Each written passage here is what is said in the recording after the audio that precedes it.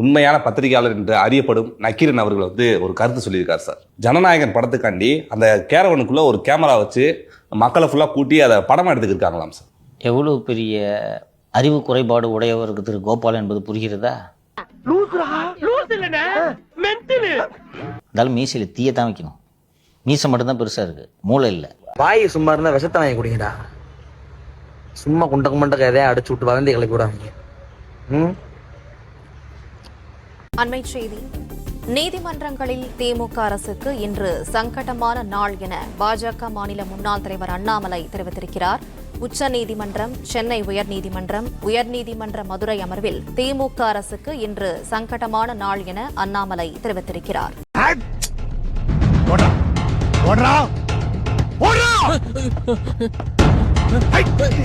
தமிழ் மக்களுக்கு வணக்கம். உடம்பு இரும்பாக்கிக்கடா, அடமலா ஆரம்பிச்சு வெளுத்து வாங்க போ. 3 வழக்குகள் இன்னைக்கு உச்சநீதிமன்றத்தில் வந்தது. சொல்லி வைத்தார் போல 3 வழக்கிலும் செருப்படி வாங்கியது திமுக. இதுக்காக நான் வெக்கப்பட மாட்டேன், வேதனைப்பட மாட்டேன், துக்கப்பட மாட்டேன், துயரப்பட மாட்டேன்டா. வந்தமா அடிச்சமா போனமான்னு இருக்கணும். நடுவில் என்னடா வீண் பேச்சு.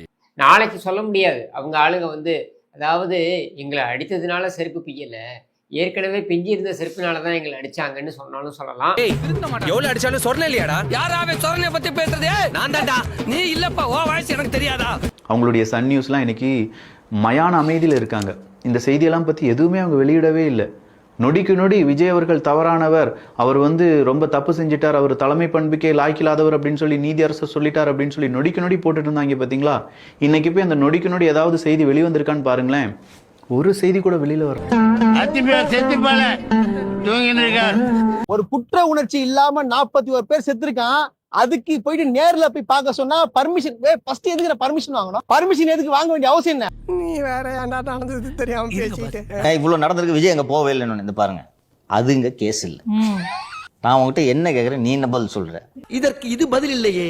முதல் வழக்கு கிட்னி வழக்கு. இந்த கிட்னி வழக்குல நம்ம சிறப்பு புலனாய்வுத்துறை, அதாவது ஸ்பெஷல் இன்வெஸ்டிகேட்டிவ் டீம், சிறப்பு விசாரணை ஆணையமா ஏதோ ஒன்று, குழுவா ஏதோ ஒன்று, அதை போடலாம். மாற்றம்டா மாற்றம்டா மாற்றம்டா.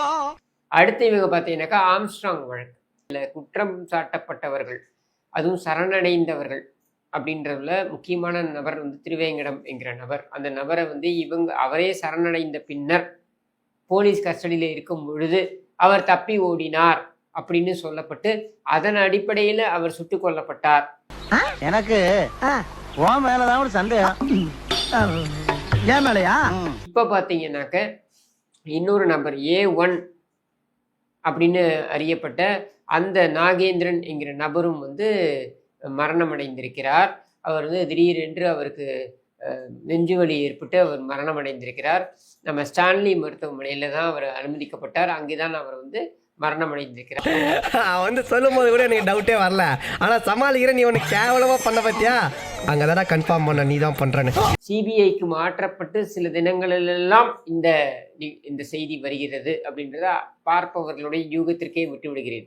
நீ பெரிய மாவீரனே. அதெல்லாம் கிடையாது. உனக்கு தெரியாதுனே. என்ன தெரியாது? ஒரு மாமிச மலையே செதுக்கிட்டேனே. இவனாவா? இவர்தாயா? அடுத்த 3வது மிக முக்கியமான வழக்கு. இது என்ன அப்படின்னு பார்த்தீங்கன்னா, நம்ம தாவேகா தமிழக வெற்றி கழகத்தின் தலைவர் விஜய் அவர்களுடைய அந்த சமீபத்தில் இருந்த அந்த கரூர் நடந்த அந்த துயர சம்பவம், அது சார்ந்த வழக்கு. சபா இப்பவே கண்ணை கட்டுது. ஒருபடி மேலே சென்று எப்படி இந்த உயர் நீதிமன்ற ஒரு நபர் நீதிமன்றம், அந்த ஒரு நபர் நீதியரசரோட நீதிமன்றம் எப்படி இதை விசாரணைக்கு எடுத்துக்கொண்டது அப்படின்னு பொருள்பட கேள்விகளை கேட்டிருக்கு. கண்டு விட்டாளையா, சூட்சமத்தை கண்டு விட்டாளே. அந்த 40 பேருடைய உடலை நீங்கள் எப்படி 4 மணி நேரத்தில் நீங்கள் உடற்கூறாய்வு செய்தீர்கள், போஸ்ட்மார்ட்டம் செய்தீர்கள் அப்படின்ற கேள்வியை பொட்டில் அரைத்தால் போல் நீதிமன்றம் கேட்டிருக்கிறது.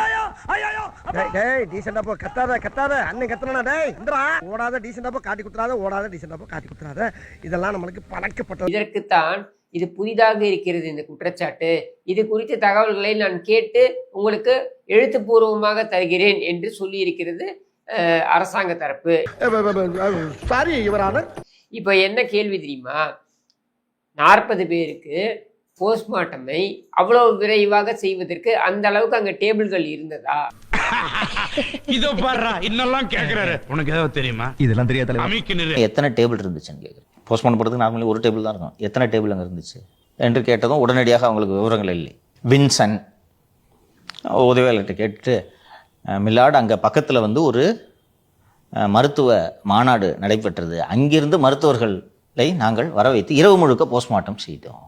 மாநாடுக்கு என்ன எல்லாருமே ஃபாரன்சிக் டாக்டர்ஸ் வந்திருப்பாங்க? எல்லாம் டெக்னாலஜி. அங்கே எப்படியா நைட்டு 1 மணிக்கு எப்படியா இத்தனை பேர் வந்தாங்க? இதில் இவங்க மாட்டிக்குவாங்க. உனக்கு அதப்பா புரட்டிடுவானுங்க. ஏன்னா நீ ஓடிடுவ, நான் தாத்தா மாட்டுவேன். முதலமைச்சர் இதை விரைந்து செய்ய வேண்டும் என்று சொன்னார். அது மட்டும் இல்லாமல் உறவினர் உடனே வேண்டும் என்று கேட்ட காரணத்தினால் நாங்கள் கொடுத்தோம் என்று சொல்லும் பொழுது நான் அதையெல்லாம் கேட்கல. முதலமைச்சர் சொன்னார், உறவினர்கள் கேட்டார்கள், அதையெல்லாம் நான் கேட்கல. இதற்கு இது பதில் இல்லையே.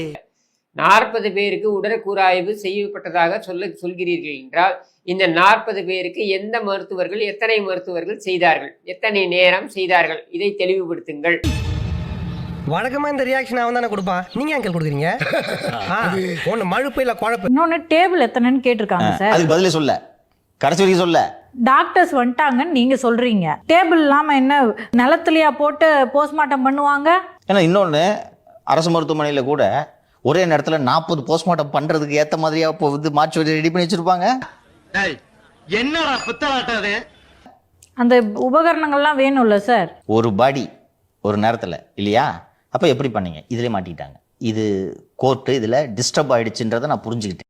நம்ம ஒரு பக்கம் வண்டியை திருப்புனா அது ஒரு பக்கம் போதடா கடவுளே. மட்டும் இல்லாமல் 12 மணிக்கு உடற்கூறாய்வு முடிந்து அவசரமாக கொடுக்கப்பட்ட உடல்கள் சில 4 மணிக்கெல்லாம் வந்து தகனம் செய்யப்பட்டிருக்கிறது. இது எப்படி செய்தார்கள், ஏன் செய்தார்கள் அப்படின்ற கேள்வியும் முன்வைக்கப்பட்டிருக்கு. இது நீதிமன்றத்தில் முன்வைக்கப்பட்டிருக்கு. என்னங்க எனக்கு ஒண்ணுமே புரியல. அதுதான் எனக்கும் புரியல. இப்ப நானா சொல்றேன் அப்படின்னா நீங்க நீதிமன்ற அவமதிப்புன்னு போடலாம், இல்ல வழக்கு போடலாம், இல்ல நான் வந்து என்ன சொல்றது அங்க பதட்டத்தை ஏற்படுத்த முயல்கிறேன் அப்படின்னு சொல்லலாம். இன்னைக்கு நீதிமன்றத்திலே அது இந்த கேள்விகள் வைக்கப்பட்டிருக்கு. இப்ப யார் மேல வழக்கு போடுவீங்க? அந்த வக்கீல் மேலையா, அந்த மனுதாரர் மேலையா? திருடனுக்கு தேள் கொட்டினா பொத்துக்கிட்டு இருக்கணும். நீங்க எல்லாம் திருடனுங்க. இல்ல இதையெல்லாம் கேட்டுக்கொண்டு இது குறித்த கேள்விகளை அரச தரப்பை பார்த்து திரும்பி கேட்ட நீதியரசர் மேலையா? யார் மேல கேள்வி கேட்பீங்க? என்னிடம் வராதீர்கள் தம்பிகளே, வகுந்து விடுவேன். எழுத்தாணியை சங்கிலே குத்தி விடுவேன். செல்லுங்கள் தோழர்களே. சரிங்க சரிங்க சரி.